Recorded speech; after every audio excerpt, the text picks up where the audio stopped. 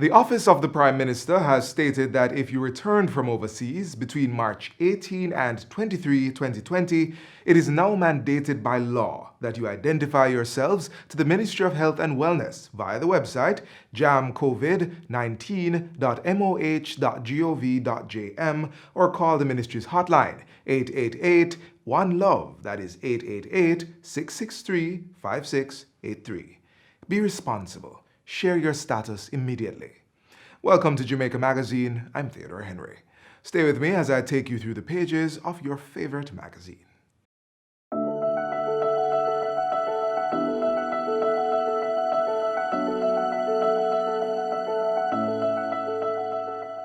As the government continues to roll out its comprehensive response to COVID-19, we at the Ministry of Industry, Commerce, Agriculture and Fisheries continue to engage our stakeholders, our farmers and our fishermen to ensure that there's adequacy of food supply. We have meat, we have fresh produce, we have fruits to last us for at least another 3 months. We have at least 90-day supply of all food and vegetable supply in this country, including meats. I also want to let you know that we have more than 90-day supply of all inputs, chemical fertilizers and so on, seeds including, to keep our farmers producing. The ministry has had consultation across the sector with various stakeholders. We have done numerous assessments. I can assure the public that all agricultural products are in good supply and will be for the next 3 months at least. Specifically, our checks with areas like the poultry industry has shown that our chicken meat production will continue at an adequate level for the next 9 to 10 weeks and is secured, and we are working with the trade to ensure that production continues beyond this period adequately. Egg are in excellent supply and production is expected to continue at this rate for the next 5 to 6 months. Irish potato, we have enough coming out of the field, and we are working with the trade to ensure storage that will continue to somewhere around the end of September. I want to congratulate our farmers that they are the most resilient set of people in this whole world, and we will continue to work with them, and we are depending on you to pull the country through this crisis.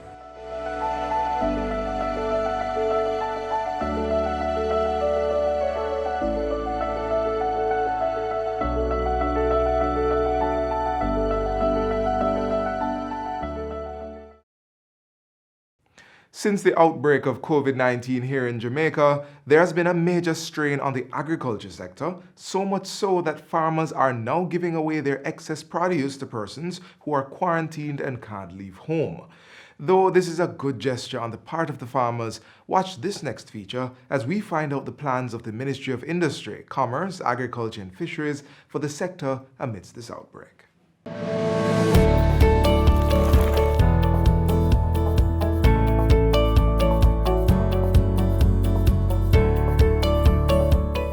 Be assured that our farmers are on the job. They have not stopped working, and there are plentiful supplies of local produce. We are also aware that some farmers who would normally supply the hotel and hospitality sector have had excess supplies of fruit and vegetables available for redistribution to local consumers, given the fall off of demand from the hotel and hospitality sector. As a ministry, we moved as quickly as possible to assist with the redistribution process, and in so doing, we have provided and are intensifying assistance to those farmers to get their supplies to the main market. Ask farmers with the produce for sale to contact their RADA parish offices and the parish marketing officers.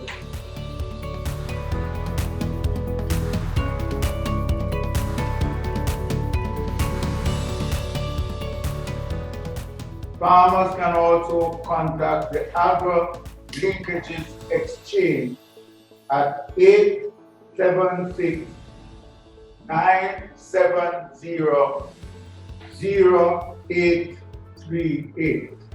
We have met with and received commitments from major supermarkets to purchase additional volumes of produce. We have met with the agro-processors who, where possible, have increased their intake of items like pepper and scallion to be processed into mash. Juice makers have also committed to, where possible, utilize more local products in their juices, as well as to process for storage. Identified several buyers and distributors with access to cold storage facilities who have indicated their willingness to continue purchasing of agricultural produce from farmers, as well as assisting the process of purchasing produce at the farm level and distribution to final markets.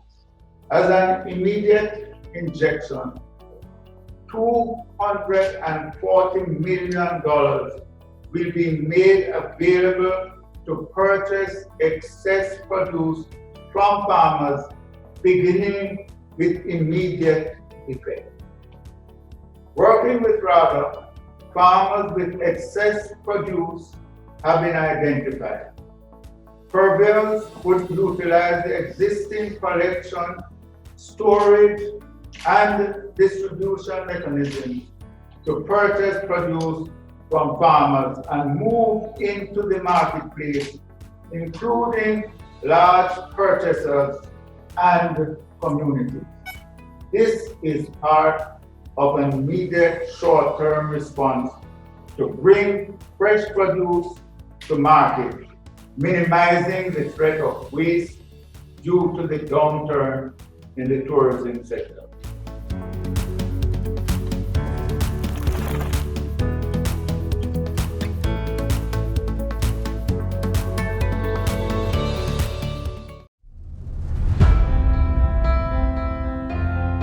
Government has implemented a nightly curfew island-wide as a means of containing the spread of COVID-19.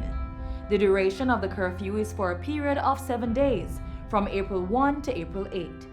Movement is restricted between the hours of 8 p.m. and 6 a.m. There will be restriction on public transportation and all movement except for medical staff, security forces, essential services, and special provisions will be made for other critical industries. We ask everyone to make the necessary arrangements in their daily affairs to ensure that they can be off the road. Person saying that we have imposed stay-at-home orders from 8 p.m. on the 1st until 6 a.m. on the 8th. That means from you going at 8 p.m., you don't come back out until 6 a.m. on the 8th. That's not the case. Each person shall remain indoors during the hours of 8 p.m. to 6 a.m. each day.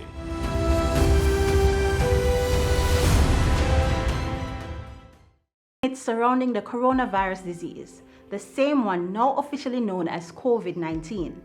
I've heard that Jamaica's temperature is too hot, so COVID-19 won't survive here, or that you need to eat garlic to help prevent you from being infected. I know you've also heard some stuff and may even believe half or more of what you've heard. So let's take some time and debunk the myths of coronavirus. People have said that the novel coronavirus cannot be transmitted in the heat. That is a lie. The virus can be transmitted in all areas, including those with hot and humid weather like Jamaica. Another myth is that it can be transmitted through a mosquito bite. To date, there has been no information or evidence to suggest that the new coronavirus could be transmitted by mosquitoes. This one has been very popular. Only old people can contract the coronavirus. Do not be fooled. People of all ages can be infected by the new coronavirus. However, older people, particularly those with pre-existing medical conditions like asthma, diabetes, and heart disease, appear to be more vulnerable to becoming severely ill with the virus. This is another popular one. Eat more garlic, you won't catch the virus. Garlic is a healthy food that may have some antimicrobial properties. However, there is no evidence from the current outbreak that eating garlic has protected people from the new coronavirus. These are just some of the myths that surround the coronavirus. Make sure you take time out to know your facts and do what needs to be done as we all try to contain the spread of this disease. I wish to emphasize that the success of our efforts is contingent on the support of all Jamaicans, including the deliberate efforts to access and share accurate information on the virus, thus helping to minimize the fears and anxiety that has been associated with the spread of the COVID-19. At the same time, we must, in keeping with good hygiene, maintain a distance of at least 2 meters from persons who are coughing or sneezing, frequently perform hand hygiene by washing hands thoroughly with soap and water or using a hand sanitizer if hands are not visibly soiled, cover our mouths and noses when coughing or sneezing with a tissue and then discarding it, and avoid touching our faces and each other unnecessarily. You heard the Health Minister. Let's play our part while building those immune systems as we tackle this virus together.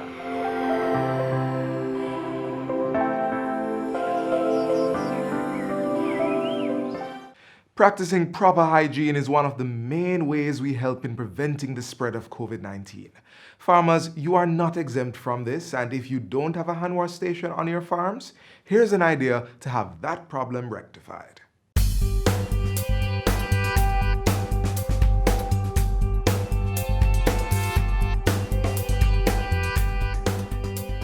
Based on laws imposed by the United States, Jamaican farmers are required to be certified under the Food Safety Modernization Act, as well as the Global Good Agricultural Practices Global GAP, if they want to export to that country.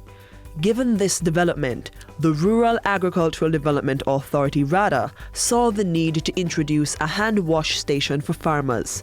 It's part of the measures to assist local growers improve sanitation on their farms and fulfill one criteria for export certification. The concept behind this is just a little bit different. Usually other hand wash stations will have a gravity-fed system, but what we done, we have incorporated a system that was developed here locally several years now, where we used the pump and spray that was introduced some time ago. Although it was introduced for the same concept in terms of showing and things like that, we have used the features of the pump and spray to add a little bit more dynamics to our presentation here, where you have a pressurized system. So that calls for a person's self. One person can actually wash their hands here without assistance from somebody else. So you'd go there without contaminating that water source that you have. This hand wash station is not only affordable, it is also easy to assemble. All you need is an iron trolley, 3 oil kegs, a pump and spray instrument, and some PVC pipes and fittings. From there, at a local welder, we modify the trolley, and in a way that we could install the kegs. So here we have the trolley, and we weld the handles, so it would be able to hold the keg steadily. And this is a pump and spray that we can get locally. So how it works is that a farmer or anybody who is working in the field would come by the wash station.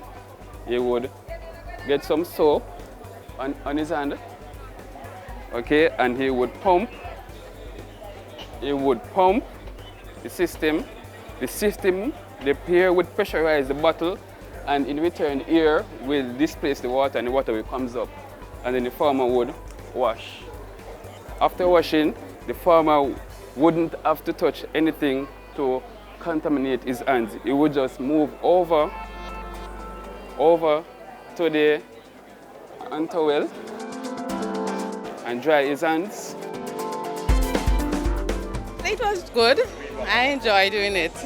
It wasn't hard at all. It was just easy. Just put my foot and pump it. Water just come up, and I wash my hands. The effects of not having a hand wash station, well, it's really more for safety as it relates to you, the farmer, because what RADA's mandate is also about is to educate farmers on best practices as it relates to agriculture. And the farmer's safety is a part of the best practices that we are trying to encourage out there. The team also successfully designed a water pump made using a weed hacker, which can fill a 50-gallon drum in 5 minutes. This worker can be used for more than one purpose. So a farmer can have a worker but need a water pump, cannot afford a water pump. Now what the farmer can do is just easily retrofit the worker and a pump, merge them together so that you can have a water pump and a worker. So at times, whenever the farmer needs a worker, we just remove the pump and put on the worker section.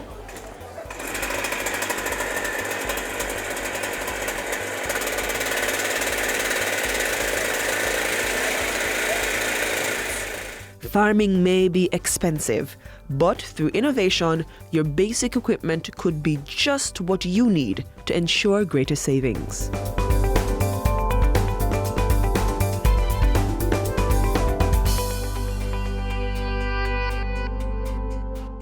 What to do if you think you have been exposed or are experiencing signs and symptoms of COVID-19? Immediately call 888-1-LOVE.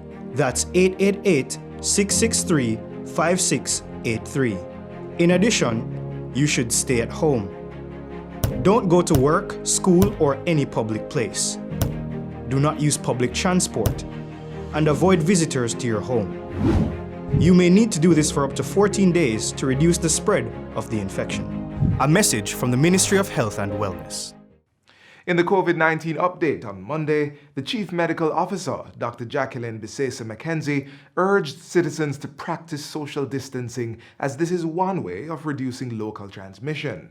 Find out more about this disease next.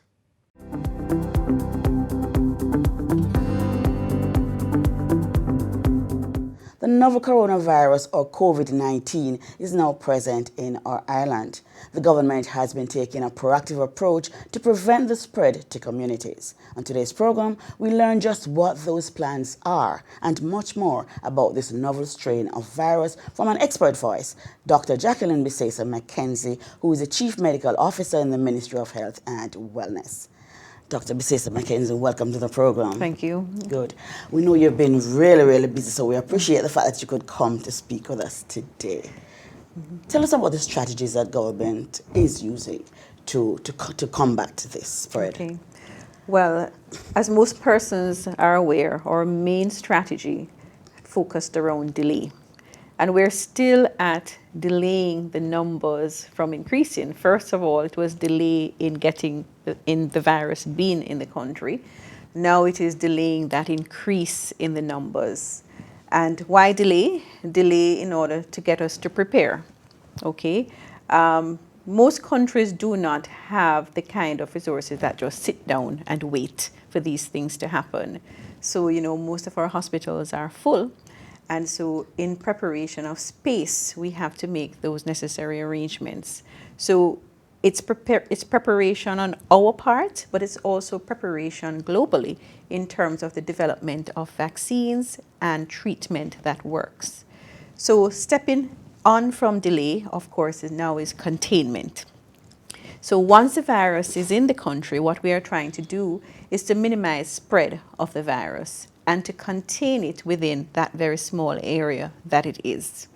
Then, of course, we have to manage, all right? We have to manage the cases. We have to manage the public in terms of their awareness and how they themselves respond, separate from how the health system responds. And then, of course, we have to recover.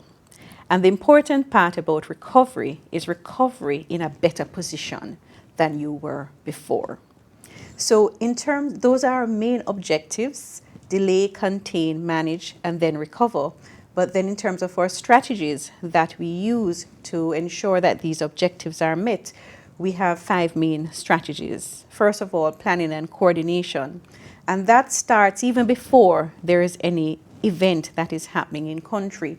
And this is about setting up a robust response mechanism within the health sector, and also how that is coordinated with a national response. And so we have our Emergency Operations Center that has been active, as you know, since dengue. So we were in operations, and then we have COVID. So now we're in 24-hour full activation, and our aim is to coordinate the response of the health sector, not just in terms of the public health sector, but also the private health sector, and also bringing in all the other stakeholders in health. Right. So our next strategy is in terms of surveillance and monitoring. And this again starts right from the beginning in terms of where was this virus expected to come from? It was expected to come from outside of our shores. And so therefore, the monitoring of our ports of entry was very key.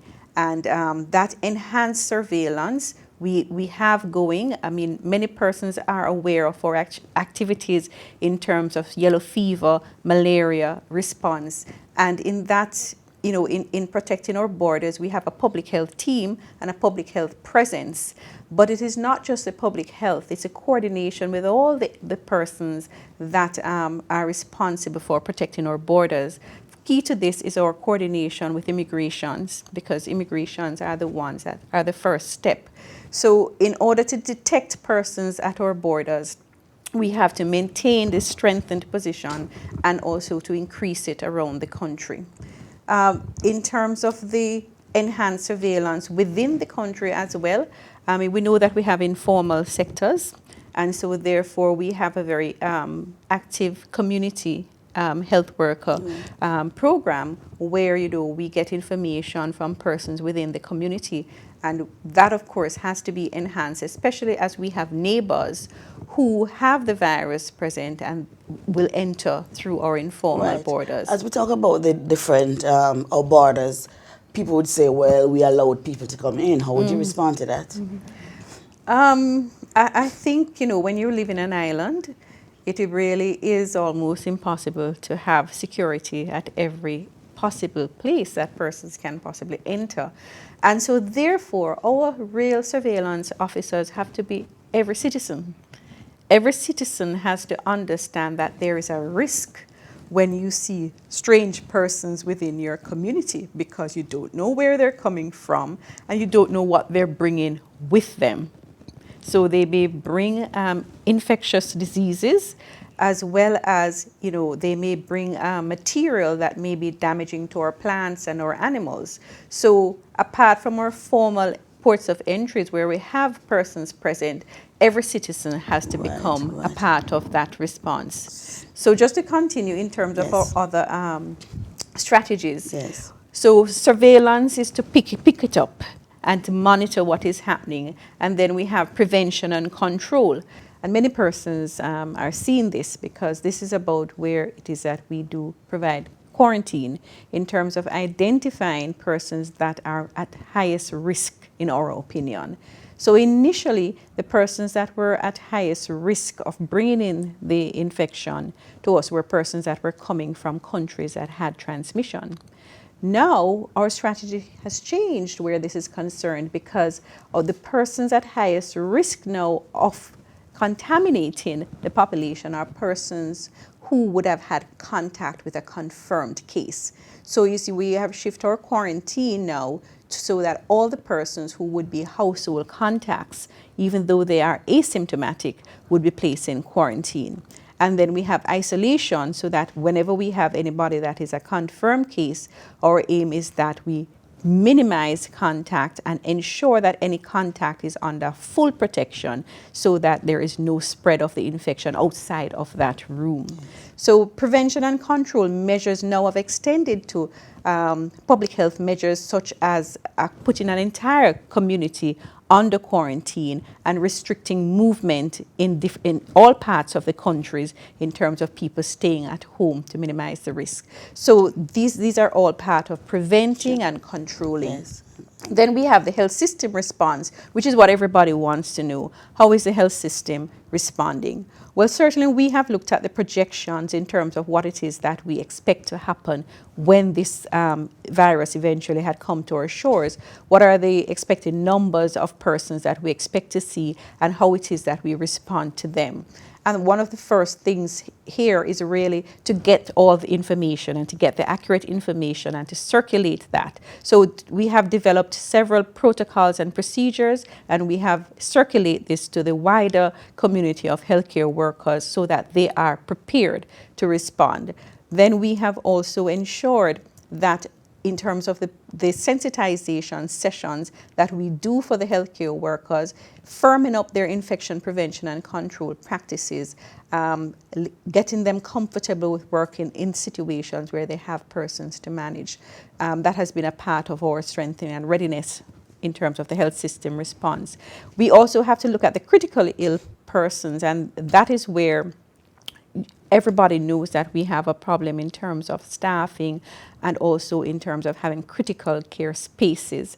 And so this is where delay is important to us because, of course, in terms of the declaration of a pandemic means that resources now are allocated because it's a global problem that is going to affect us.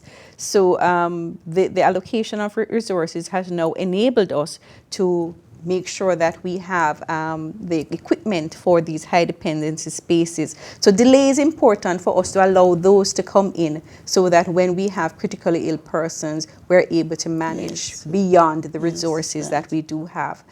And of course, communications. Communications is key, and I think as a ministry and as a government, we have tried to communicate quickly and efficiently with the public to make sure that they are informed.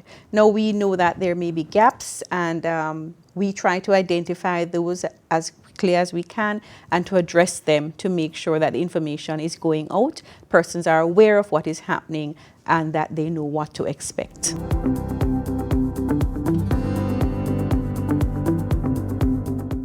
The National Solid Waste Management Authority, NSWMA, wishes to advise the public that the Mandela Park in St. Andrew is closed. This is in adherence with government's restrictions on gatherings in public spaces. The halfway tree-based park will be closed until further notice. The NSWMA will continue to closely monitor the announcements of the Ministry of Health and Wellness to make decisions in the best interest of the citizens of Jamaica. Thanks for watching another edition of Jamaica Magazine. Join us again tomorrow for more news you can use. Send your feedback on today's show to Jamaica Magazine at jis.gov.jm. Also follow us on our social media pages and download our app on your Apple and Android devices, as well as visit our website at jis.gov.jm for more information. On behalf of the entire production crew, I'm Theodore Henry. Thanks for watching.